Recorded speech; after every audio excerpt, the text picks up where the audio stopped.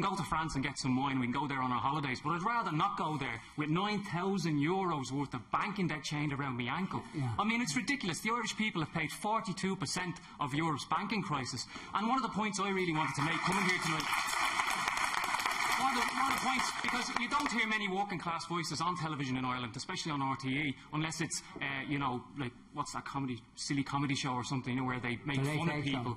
Yeah, probably. If you're talking about the host, he's not very funny. But the point I wanted to make is that Europe has brought us closer. Now, before I came here tonight, I was thinking, it's a bit like the Monty Python movie, The Life of Brian. What have the Romans ever done for us? You know, and someone will say, you can go on holiday to France or you can get wine.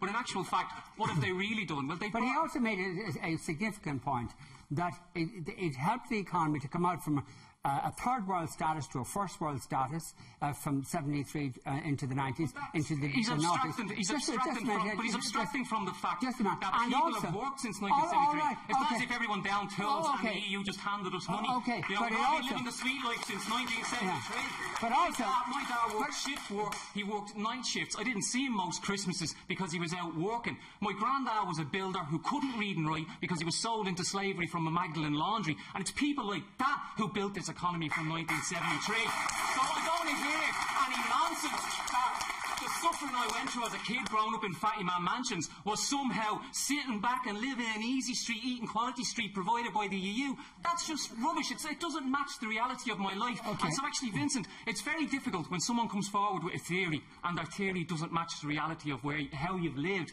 because you can't accept that theory because it doesn't match the real life that you've lived. The argument against what you've said very eloquently is that had we not been members of Europe, had we not got the support to come out from being a third world country to becoming a first world country, we'd be even worse off. And particularly we'd be worse off if we didn't have the foreign direct investment which came into Ireland precisely because we're members of the European Union. Are we better off because of foreign direct investment? If you think about it, is it better that Google pay 3% tax and I have to pay the water tax and everything else, and of all these things deducted from my income?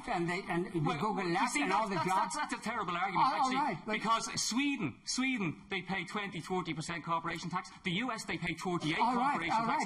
People come to countries because you've got an educated workforce, because we speak English. Actually, one of the reasons... But absolutely crucial, because we're a member, that countries, foreign corporations that set up here have direct access to the European markets. If we weren't members of the European Union, they wouldn't be here. But they came here because of the workforce. Actually, if you look at documents from Microsoft and other corporations that came here, when they came here, they said the key advantage is that the working class in Ireland speak English so we can implement our management strategies. In other words, the highest paid sector in the Irish economy is pharmaceuticals. So they came here and they were willing to pay people top wages because they could get through their, authoritarian management techniques. They could have a non-unionised workforce because Bertie Ahern in '91 brought in all of Thatcher's anti-union laws. That's why they came here, because they had a political elite that was willing to go straight into their pockets. But in spite of that, they wouldn't have come were we not members of the European Union. That's the reality. Would you prefer that they hadn't come? I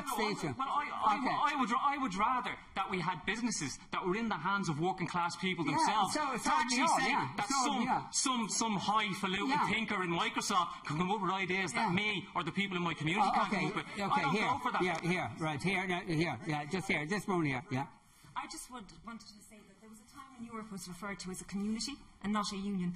There wasn't very much community evident when the banking crisis hit, and I think